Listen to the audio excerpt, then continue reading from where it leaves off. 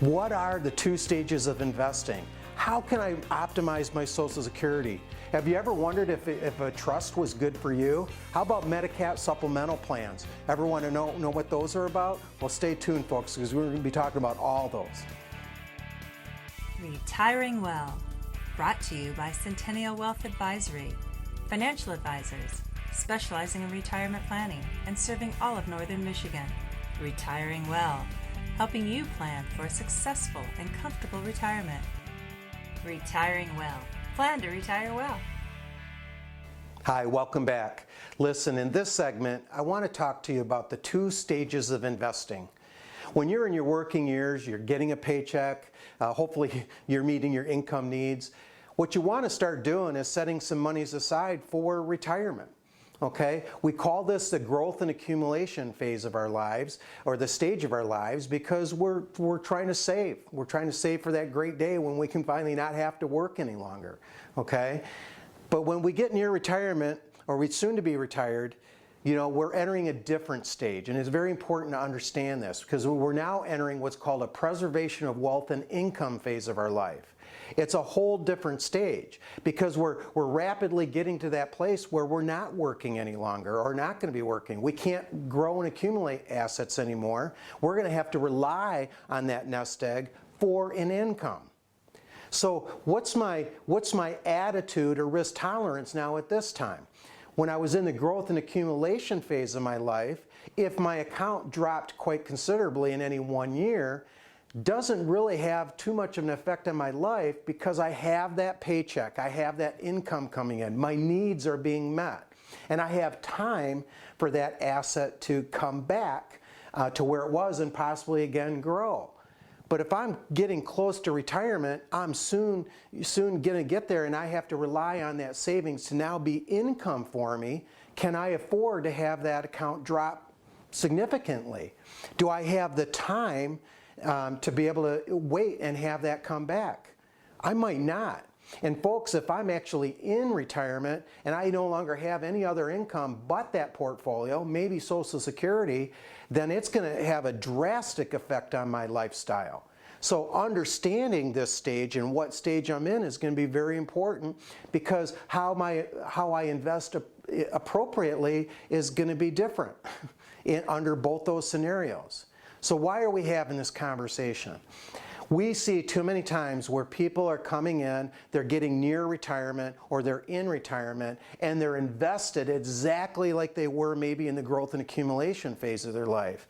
Very, very dangerous because if in that previous stage that they were in, they were taking a lot of risk and now they're bringing that into this next stage. Again, what are they going to do if the market drops dramatically and that income plan gets blown apart? So very, very important to speak to an advisor. We encourage you, give us a call to make sure that whatever stage you're in, you're invested appropriately. So give us a call.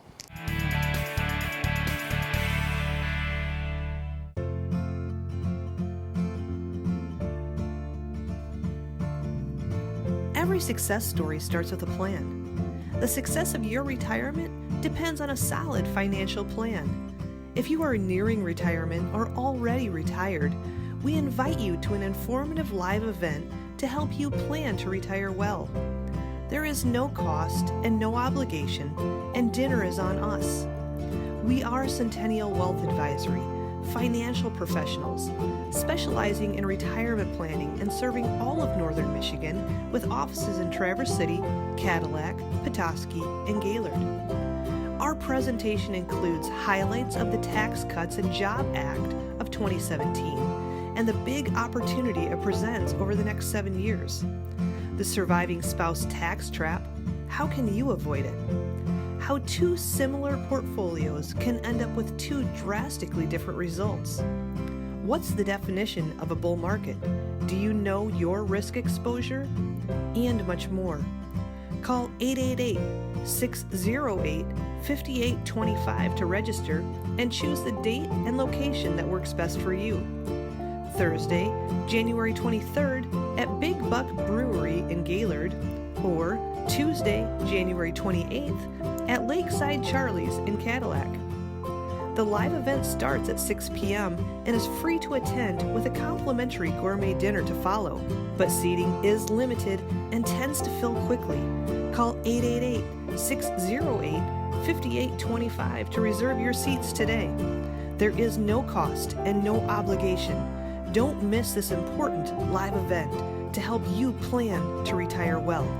Call 888-608-5825 today.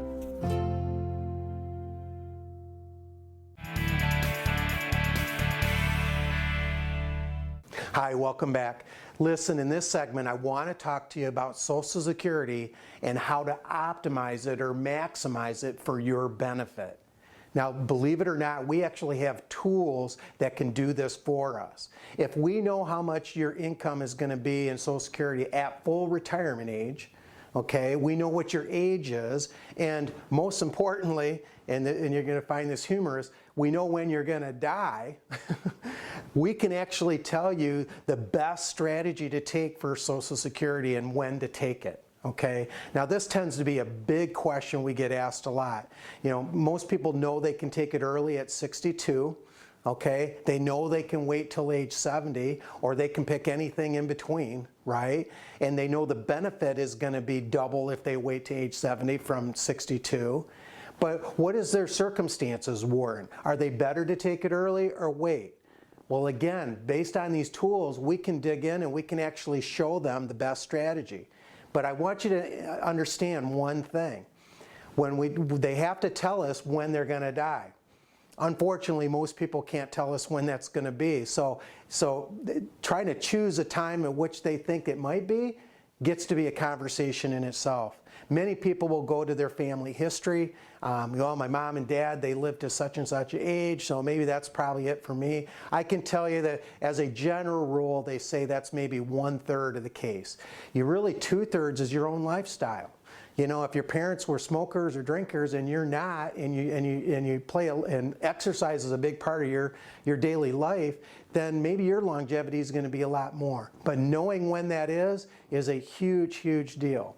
So if we have what your income's supposed to be, we know approximately how long you think you might have to live, then we can give you the best strategy. And knowing that's very important. Now, there's some other factors that play a role in this too. You know, am I still working? Okay. Yes, if I wait and take Social Security and I'm not working, you know, how am I going to bridge the gap? Where am I going to take income while I'm waiting to take Social Security? Because you have to understand, if I'm not working, I'm waiting to take Social Security, then where's my income going to come from? It's going to have to come from my savings. And you don't want to dwindle that down to what we would call critical levels. Now, there's a lot of other things that come into play with Social Security. Used to be the ability to file, take half your spouse's benefit while you let your own grow. They called that a file and restrict. That's been limited now depending on what your age is. If anything, folks, know that if it's getting time close for you to take Social Security and you want to understand what the benefit might be best for you to take it at, then give us a call. Again, no cost, no obligation to sit down to run it through these optimization tools we have and see what best fits for you. Yeah, guys, as I was talking about in that last segment, you know, there's so many different reasons why we want to optimize Social Security because, I mean, we're finding more and more people coming in that have little or no pension at all. I mean, if you want to go back like maybe 20 years, majority of people have pensions. You know, now it much different landscape. So Social Security being that only account that we can count on, you know, becomes a really big deal. And one of the things too that I'm seeing is with the life insurance companies now, they're updating these mortality tables basically because they're realizing that people are living much longer in retirement. So especially when we're talking about a topic like Social Security, that's going to be income that lasts your lifetime. And so if you start that at 62, yeah, there's going to be the cost of living adjustment factored in there. But by potentially delaying that to your full retirement age or even age 70, you know, the major difference that those numbers come back at are just really impressive when you look at the hundreds of thousands of dollars that might be the difference when you live to age, say, 90 or 95 years old. Yeah, guys, I think it's really important that, everybody out there thinks of Social Security as an asset. I mean, it really is. I mean, when you delay that, there is growth potential behind that, and it's more money in your pocket. Yes, you're delaying that, and sometimes there's obviously total wealth reasons to do that. Sometimes there's tax reasons to do that. Sometimes there's legacy reasons to do that. It really depends. I think the big thing to take away from this is don't just blindly do something. If you want to take it early, that's your choice, but why? Why are you doing that? And I think it's too many people just blindly pick something because either A, their friends told them to do it, or B, that's just the way they're going to do it. Right? Yeah, and I'd see too a lot of times if you are married where you may have one spouse start at a certain time with the intention of delaying for the other spouse to really maximize those benefits. So there's a lot of different ways to look at this, and we just encourage you not to jump in and start that without having a set long-term plan. Yeah, John, I'm glad you brought that up because a lot of people think it's got to be either they both take it or either they both wait, right? And maybe it's one waiting late and one taking it early. That's always an option. Well, folks, stay tuned because in the next segment, I'm going to be talking about trust, why you might need one, all the reasons that people do. So stay tuned.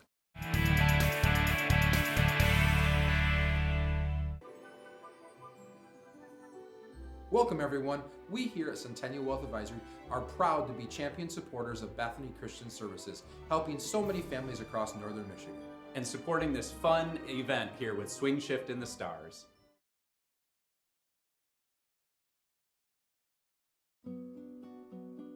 Every night around the table after grace, we all hold hands, and the child of the day that has done something kind gets to go and say family, and then we all follow through and say always and forever, no matter what, and then we squeeze hands. What qualifies someone to be a foster parent is simply if they can love a child.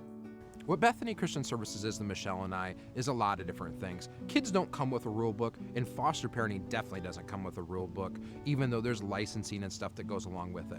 But what they are to us is a resource. And no matter what questions we have, it's an easy phone call to make, it's an easy email to make, and within minutes, if not the very next day, they're back in touch with us with an answer, a solution, or a helpful hint to try different things. Hope keeps us going. But love is the reason. Bethany Christian Services is a global nonprofit that supports children and families with world-class social services, all designed to help families thrive. They love children. They love God. They know that they want to spread that love throughout the world and help those vulnerable children. Love is not always easy in some situations, but you kind of let your barriers down. You let your guards down. When you see children in this tough situations they're in, you kind of throw caution to the wind and don't think about the consequences. You don't think about the what ifs, and you just say, if I have a few days to fall with these children, maybe I can change their lives. Fostering has taught us to be flexible, to have more faith, and let go and let God. I want to help you. I want to give you some love. Come here, I want to give you a hug if that's okay. That's what qualifies someone to be a foster parent. You don't need to have all the answers because nobody does. You don't need to have all the training down pat because you can't. You learn as you go. But if you're willing and you have that love, that's what makes a good foster parent. If you see a 2-year-old kid come into your home, it's never had love, it will change your life forever. It means that if you're sitting at our table, I don't care if you are a foster child, if you are a biological child, if you're adopted, if you're off the street, your family, always and forever in our house.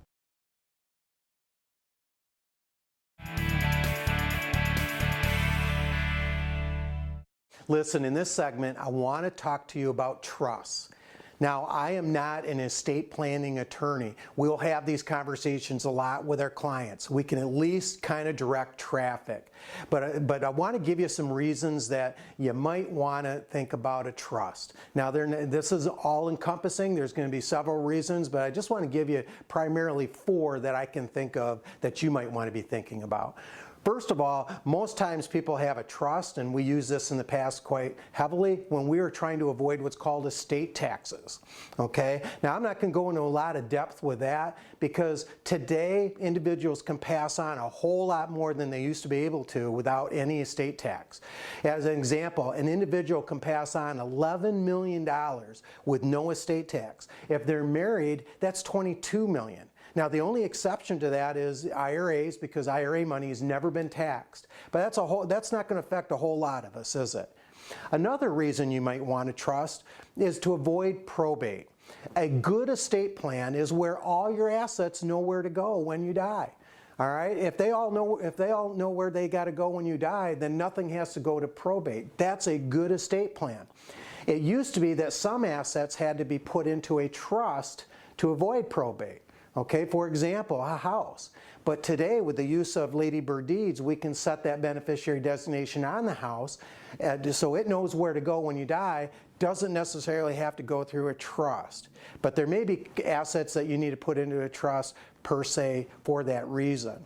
Another reason you might want to trust is maybe you have a beneficiary that has special needs, and they're not allowed to have certain assets, or it affects their, let's say, their aid. Well, you might be able to put that into a special needs trust whereby it doesn't count in their assets, but it's money that still can be used for their care if they need it.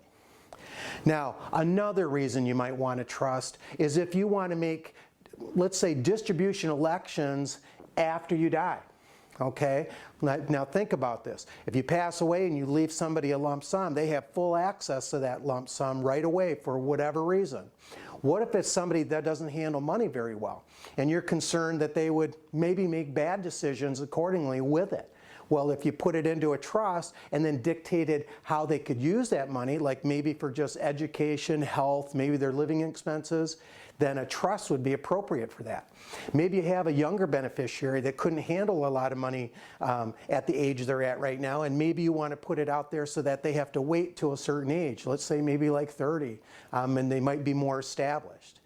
This is how you can make those distribution elections in a trust. So I hope that kind of gives you a feel for some reasons why you might need a trust. So I encourage you, give us a call. There's no cost, no obligation. Just sit down and talk and let us help you see where we might be able to direct traffic in helping you have a good estate plan. Great information, Larry, on the trust there and wills. I mean, what an intimidating topic, I think, for a lot of people. And then people tend to get scared when you talk about that. Planning for their death isn't always a fun thing to do. We're obviously not estate planning attorneys here, but we work closely with them in many circumstances here. And it's really important for our clients that they have a plan. Obviously, not only financial retirement plans, tax plans, but estate plans. We don't want to see loved ones left with burdens or, too, the other thing is while you're living, you have the chance to write the narrative. You have the chance to dictate how all this is going to go when you're gone, and it's your language to be able to do that. And I know, John, you've worked with lots of clients over the years in helping them write that language and write that story after their life. Yeah, and I think of a specific couple that we've been working together for a number of years, and we've been laying out that income plan, and things are moving along well there. And we helped with talking about the estate plan. And it's not a fun conversation to be looking at the end of life and what happens to your assets when you pass away. But they were in a situation where they have 2 sons, and one of the boys has been working hard and saving and doing really well, and they really don't have any concerns with him receiving whatever lump sum of money may be left behind. But the other son may have made some decisions throughout life that have put him in a situation where they would feel really uncomfortable if there was a significant amount of money that just was left to him. And so that's where ultimately we had an estate planning attorney get involved to write up that trust language to ensure that that second son would still have access and still be able to receive his share of the inheritance, but have it over a long period of time. So there was not a lump sum of money that was ever put in his hands. And so that made them feel so much more comfortable knowing that that was in place, because again, you never know when you're going to go. Yeah, John, I'm glad you brought up that story, because I have a similar story, but it's not from financial irresponsibility. Mine happens to be, I have a younger son who I want him to wait a little bit longer before he gets any kind of sizable amount. So, I had a trust to basically address that specifically.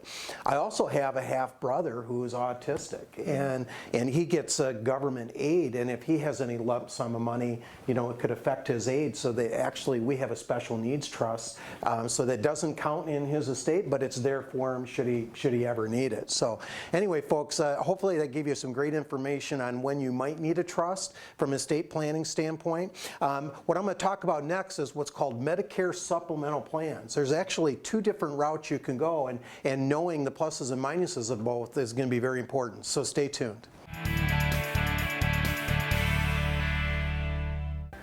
If you're retired or approaching retirement in the next 5 to 10 years, join us for an informative live event. This event is all about you, the challenges you face, and the information you need to help you build the future that you want. There's no pressure to become a client. Our goal is simply to give you valuable information that you can use to make smarter financial decisions.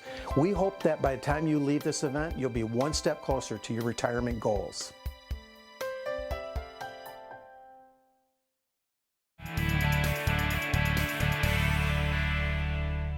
All right, in this segment we want to talk about Medicare.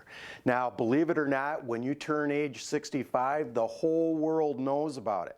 And in that year, you're going to get inundated with all kinds of mail. You may even have people showing up at your doorstep to talk about Medicare. But what is happening here? Well, with Medicare, you qualify at age 65, and you get what's called Part A and Part B. Now, Part A is simply hospitalization coverage. Part B is outpatient coverage. Now, you have to understand with Medicare, it's going to cover about 80% of the cost. But there's gaps in the coverage. We'll call that just, the 20%. And if I want to get those gaps covered, I'm going to have what's called a supplemental plan. Okay, something that's just going to come alongside Medicare Part A and B, and it's going to fill all those gaps so that I can have closer to 100% coverage, okay? Now, what a lot of people don't understand is there's two different routes you can go. Okay, one route you can go for supplemental insurance is what we call the Medigap route. Okay, now this is government regulated. There's a number of different plans. They go from A to Z. And some are in force, some are not in force, some come and go. But you have to understand with all these plans, they're all regulated. So for example, if I have a Medigap Plan K, then that's going to be the same for everybody. There's going to be no difference. So it's a lot simpler in that regard because I know what my coverage is going to be. Now, one of the disadvantages to having a Medigap plan is that I have to get what's called prescription drug, or what they call Part D, has to be a separate plan. Okay, it's not included in my Medigap plan. The other thing that's not going to be included in my Medigap plan is maybe dental insurance. If that's something I want, then that's going to have to be a different plan. Now, one of the other disadvantages with a Medigap plan is although they're all regulated, they have to be the same. No insurance company has to charge the same price. So this is something that on a periodic basis you're going to want to get shopped, because if I've got Part K, let's say I got a Medigap Plan K with one insurance company, but with another insurance company the same exact plan might be cheaper, then I'm going to want to know that, right? So a lot of people, they get their plan and then they never look at it again, and this is really something that every so often should be shopped. No different than your home insurance or your car insurance, to see if maybe you can get a cheaper amount. Now here at Centennial Wealth, we actually do this for our clients. So they'll come in with their plan, we'll shop it for them, we'll show them where the best rates are. So if that's somebody like you and you haven't had somebody look at that in a while, then you're going to want to give us a call. Now, the other route you can go is what's called the Advantage Plan route. Okay, now again, this is just supplemental insurance. Now, why they call them an Advantage Plan is simply this: it has all of these. It has eye and dental, it has prescription, all rolled into one plan. But the disadvantage is it's not regulated. They don't have to be the same. So I can have one Advantage Plan with one insurance company and have another one with another insurance company, and they're going to be completely different. This kind of goes back to when we used to have to shop our health insurance, right? You know, Blue Cross's plan might not be the same as Priority's. And so we had to compare those plans to see, not only from a cost standpoint, but we had to see what the coverage was to see which one kind of made the best sense for us. So you got these two different ways to go, and what's best for you is going to be determined on what kind of coverage you want. You know, if you're going to be a traveler, you're going to be somebody maybe traveling around, and you want out of state health insurance coverage, maybe another doctor's plan.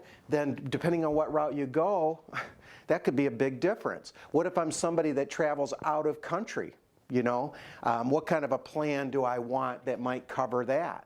So a lot of it is going to be based on your lifestyle, but it's something that you want to be able to check into. So I encourage you, if you're somebody that's got a plan out there, hasn't been looked at in some time, and you think maybe you might be somebody that might be able to save some dollars, then give us a call. We'd be glad to give you a quote. Really good information there, Larry, and health insurance has become just a growing topic, and one of those, especially when you get to age 65, just like we've seen or heard, is that people are knocking down your door to try and talk to you about all the different options that you have to choose from. But again, that's part of what we do at Centennial Wealth Advisory, is focus on a holistic approach. So we want to understand, what is your long-term income plan? What does your investment structure look like? What about taxes, estate planning, and of course insurance now? And that plays a vital role in understanding sort of what you're doing going forward into retirement. Absolutely, John. I never like to be pressured into a situation or have to make a decision and split timing, because you may not be looking at all the facts, and this is no different. As you said, when it seems like a couple months out from when you're turning 65 till a couple months past, we've just heard you're getting inundated with flyers and calls and people knocking on your door, to make this decision, because you do have a limited amount of time. Why can't you be planning for that in advance and start walking through that and be educated about those decisions? Having a holistic financial and retirement plan that encompasses not only income and investment, but taxes, estate, health care, long-term care. If these things are laid out in advance, some of these decisions get to be much easier, and you feel much better about them because you've had time to digest them, look at advantages and disadvantages, not just look at a flyer that comes in the mail. That's why it's ever important that now is the time to look at that to get a second opinion. Yeah, when you're saying the advantages and disadvantages, folks, in most financial decisions that you got to make as you look at stuff, there are pros and cons to everything. And understanding the pros and cons to everything is very important in helping you make the right decision. Some of those cons you might be able to accept, but knowing them is important. When you get these people trying to sell you something, all they want to give you is all the pluses to what they're trying to sell you. They're not going to sit back and tell you, now, if you do this, here's some negatives, right? Because they want you to buy what they have to sell. Working with somebody that's independent will give you the pluses and minuses to all of those situations, so you can make the best decision that you can make for yourself. So again, Art, as you were talking about holistic planning, dealing with somebody that deals with all these aspects, from estate planning, income planning, tax planning, investment management, long-term care, healthcare planning, is very, very important. And they all have to work together. So I encourage you, if you're somebody that wants that kind of planning, give us a call. We'll be glad to help.